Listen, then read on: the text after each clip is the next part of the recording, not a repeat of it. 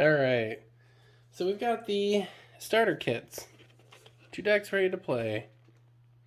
It does have the arena code this time, which is better than Assassin's Creed did.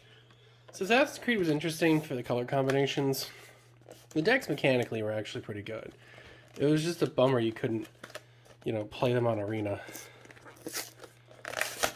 So I could only get like 20 games in with them versus the normal, hundreds of games that I would do for my review.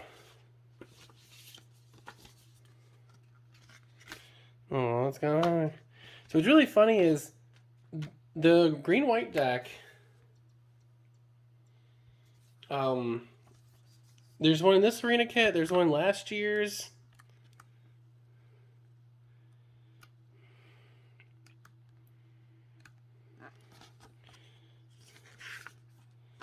Which is this symbol, was the symbol they used for it, quite interestingly.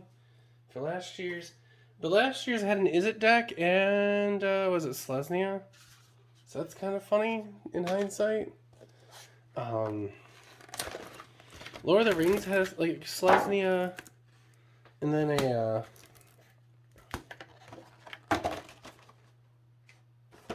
whatchamacallit? Brave Rogue. Break along here the law. So that's interesting.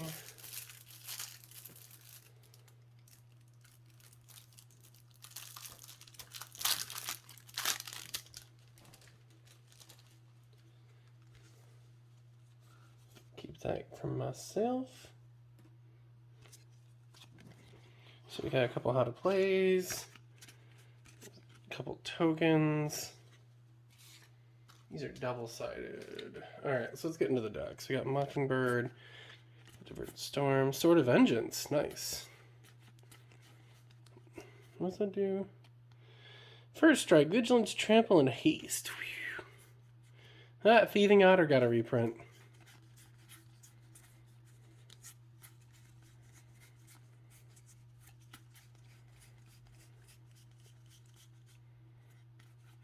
And then a Fistful of Islands and Mountains. Nice.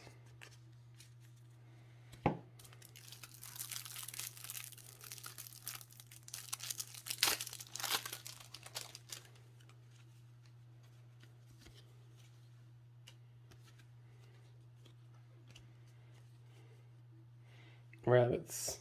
Just nothing but rabbits. Sarah Redeemer, Classification.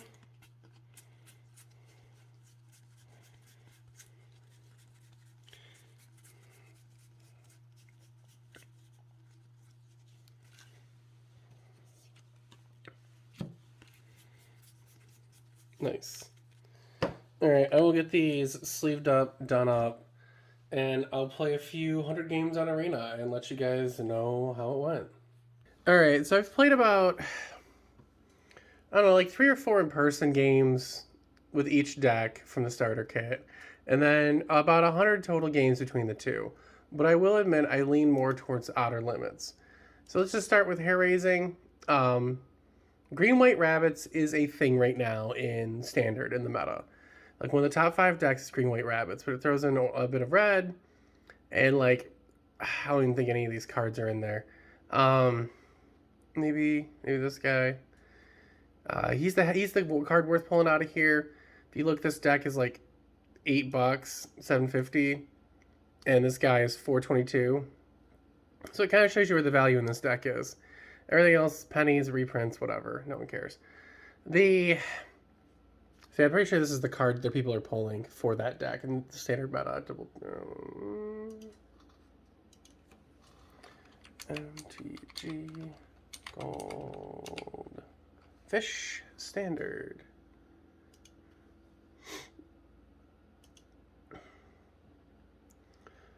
Oh.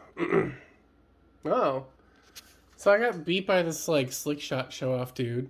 Fought this thing over the weekend. I just did, the standard, the championship, whatever. Oh, I guess Green White Rabbits has fallen off. What are these two? There's a new domain deck. Anyway, let's see here. Actually, let's go the last 14 days. Mono white token creature. That's interesting. I might build that. I hope that wasn't an important tab. Yeah. Anyway, Boros midrange. Archangel Elspeth. So there's 4 carrot cakes. My sons.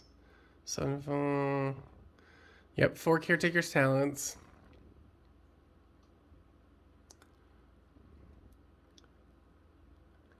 Porter. 4 fountain ports. Jesus.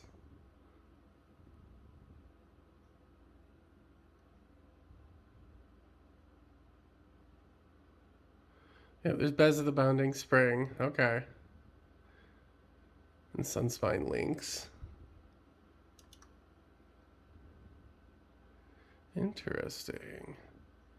It's just Archangels and... Alright. Yeah, I don't want any of those. Oh, hey, I know those. Yep, more Bezes. Elspeths, Eternal Wanderer. Get Lost, White Sun, Sunfall. Carrot Cake. Yep, there's Carrot Cake. Caretaker's Talent. Fucking Fountain Ports.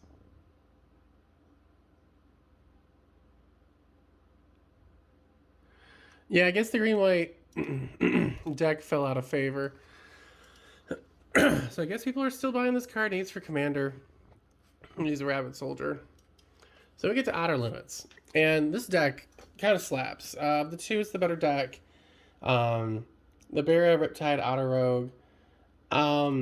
Playing this, I'm really tempted to make a blue-red Spellslinger deck for... Mockingbird has a high value too. Look at that. Interesting. So if we go... by type. So we got what? Charmed Sleep is our only really enchantments. Flame Lash. So that's, yeah, yep. Sword of Vengeance. Real fun. Pearl of Wisdom. Mind Spring. It's not too bad of a deck. I had a lot of fun. It's not the strongest deck on Arena. If you saw there under the meta game, it's not really at the top.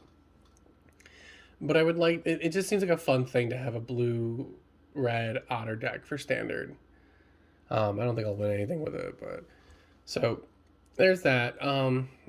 Overall, there's more than there's 25 in this deck. You know, $7.50 in this deck. So you have about $30, $32 worth of cards in a $20 box. If you get it for less than 20, Bob's your uncle. You get it for, if you're getting it more than 30, you're getting ripped off. This is a fun deck for, because you get the arena codes. So you and a new player, you and a buddy can play with the physical decks. Then you each get a code that unlocks both decks on arena to help you. So if you're a new player, it definitely works out better. If you are a returning player, I think the Assassin's Creed decks, starter decks from July, are mechanically better and more fun. But they're more modern. They're modern cards, but they don't have the arena codes. So it kind of sucks and kind of hurts the value of them. So you have those pros and cons. But yeah, overall, at $20, this is a fun little thing. And between, the Riptide Rogue and the Long Ear of the Law and then Mockingbird, you'll get your value out of it. And with that, I thank you for watching, and you have a good day.